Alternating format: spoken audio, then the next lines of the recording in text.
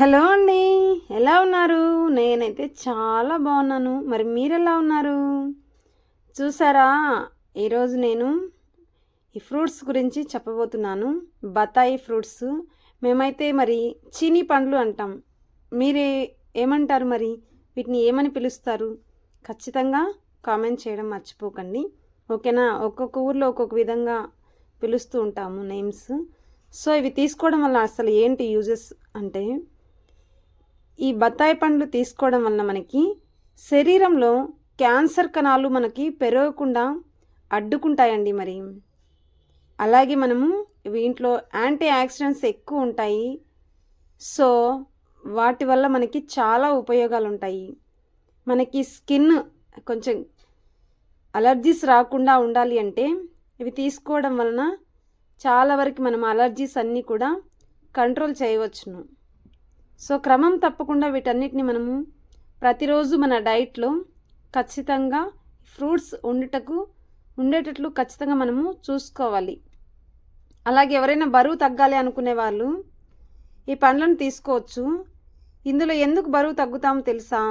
Calories అనేది చాలా తక్కువ ఉంటాయండి.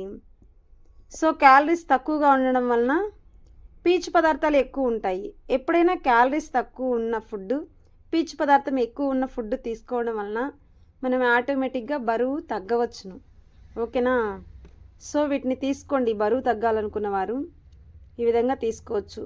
మేమైతే చిన్నప్పుడు వీటిని కట్ చేసుకొని సాల్ట్, కారం వేసుకుని తినేవాళ్ళం.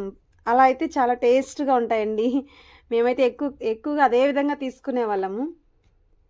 సో అలాగే శరీరంలో మనకి కొలెస్ట్రాల్ను కూడా ఇవి తగ్గిస్తాయన్నమాట. ఓకేనా? బరువు తగ్గడానికి ఉపయోగపడతాయి.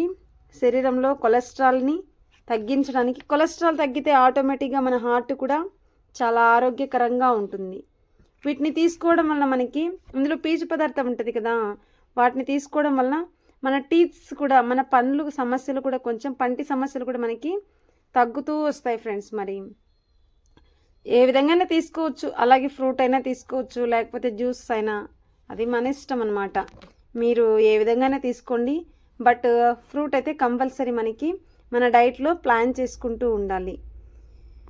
ఈ విధంగా తీసుకోవడం వలన మన ఆరోగ్యానికి, చూసారా, కొన్నిసార్లు మనము అలసిపోతూ ఉంటాం.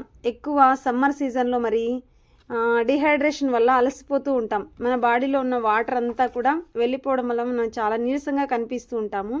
అలాంటప్పుడు దీన్ని వెంటనే మనము జ్యూస్ చేసుకొని తాగడం వలన కొంచెం మనకి వెంటనే కూడా మనకి తక్షణ శక్తి వచ్చినట్లు ఉంటుంది. చూసారా, గమనించారా? చాలా వరకు ఇది తీసుకోవడం వల్ల మనం ఈ డిహైడ్రేషన్ కూడా తప్పించవచ్చును. వెంటనే మనకి ఇమ్యూనిటీ అంటూ బూస్ట్ చేస్తూ వస్తుందన్నమాట.